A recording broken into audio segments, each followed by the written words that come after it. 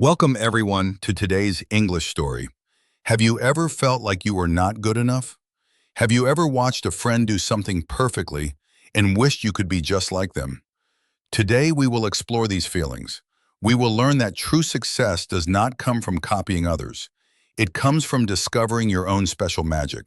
Let's begin. In a quiet neighborhood surrounded by tall pine trees, lived a 14-year-old boy named Julian. Julian was a quiet, patient boy. His favorite place in the world was his family's dusty garage. Why? Because Julian loved to work with wood. He spent hours building small, beautiful wooden ships. He loved the smell of the sawdust. He loved the smooth feel of the sanded wood under his fingers. But one Saturday afternoon, Julian walked into the garage with a heavy heart. He dropped his backpack on the floor. He picked up his favorite carving knife, looked at it with angry eyes, and threw it into a cardboard box. His Uncle Ray, a retired mechanic who lived with the family, was wiping oil off his hands nearby. Uncle Ray noticed Julian's sad face. He walked over and gently asked what was wrong. Julian sighed deeply. He explained that he had just returned from a school swimming competition. His best friend Sam had won a shiny gold medal. Sam was incredibly fast. He moved through the water like a dolphin. Julian, on the other hand, had finished in last place. He felt embarrassed and weak. "I am wasting my time in this garage," Julian said, looking at his unfinished wooden ships. "Sam is a champion. I just play with pieces of wood. I want to be a great swimmer like Sam. I am going to quit building things." Uncle Ray listened quietly. He did not tell Julian to stop being silly. He did not give a long lecture. Instead, Uncle Ray smiled and said, "I understand how you feel, Julian. Before you throw away your tools, I want to try an experiment with you. It involves 3 simple steps. Are you willing to try?" Julian respected his uncle very much. He nodded slowly. "Okay, Uncle Ray. What is the first step?" "Tomorrow," Uncle Ray said, "I want you to invite Sam over.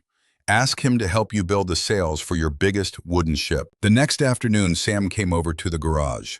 Sam was a wonderful friend, but he was always full of restless energy. When Julian handed Sam a delicate piece of wood to sand, Sam pressed too hard. Snap! The wood broke in half. Sam tried to tie a tiny knot for the ship's sail, but his fingers were too fast and clumsy. The string turned into a messy knot. After 20 minutes, Sam groaned, threw his hands up and said, "I cannot do this, Julian. It requires too much patience. Let's go outside and run." After Sam went home, Uncle Ray walked into the garage. "How did it go?" he asked. Julian laughed for the first time that weekend. "Sam is terrible at this. He broke the mast and ruined the sail." Uncle Ray nodded. "That is your first lesson, Julian. Sam is a powerful swimmer, but he does not have your quiet patience or your gentle hands. A bird can fly beautifully in the sky, but it cannot breathe underwater. We all have different environments where we shine." Julian thought about this. It made sense, but he still wanted to know the secret to Sam's success. "What is the second step, Uncle Ray?" "Tomorrow after school, I want you to go to the pool. Do not talk to Sam. Just sit in the bleachers and watch him practice." The following day, Julian went to the local swimming pool.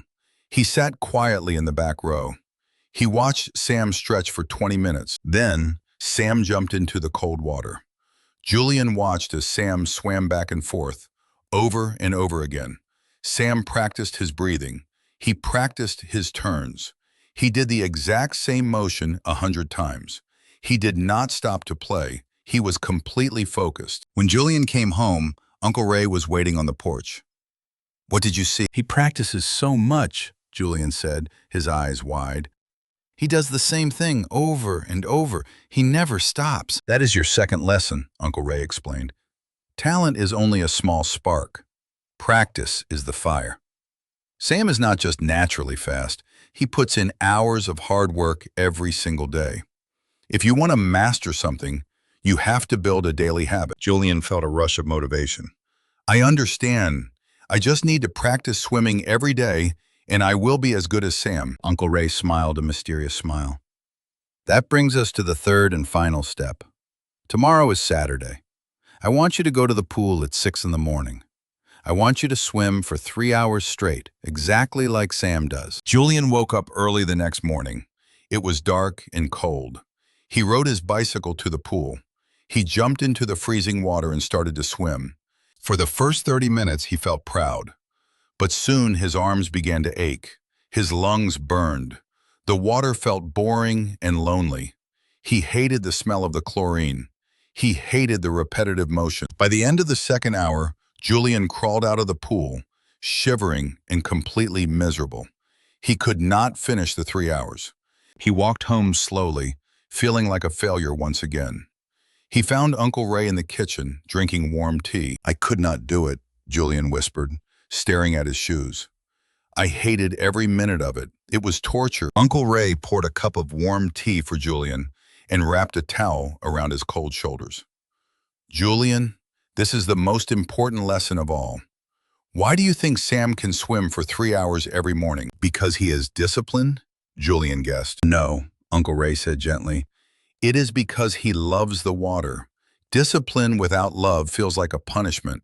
It drains your energy. But when you love what you do, the hard work feels natural. Think about your wooden ships. You sit in that dusty garage for hours, sanding the same piece of wood. Does that feel like torture to you?" Julian's eyes lit up. "No, I love seeing the wood become smooth. I love watching the ship come to life." "Exactly," Uncle Ray smiled. "Sam has the water. You have the wood.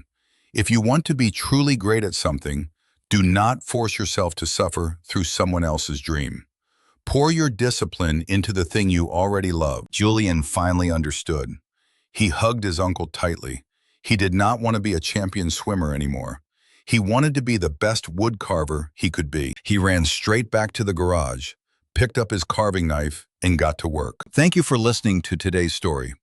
Remember, the journey to success is not about copying the people around you. It is about discovering what brings you joy and dedicating your time to it. Learning English is exactly the same.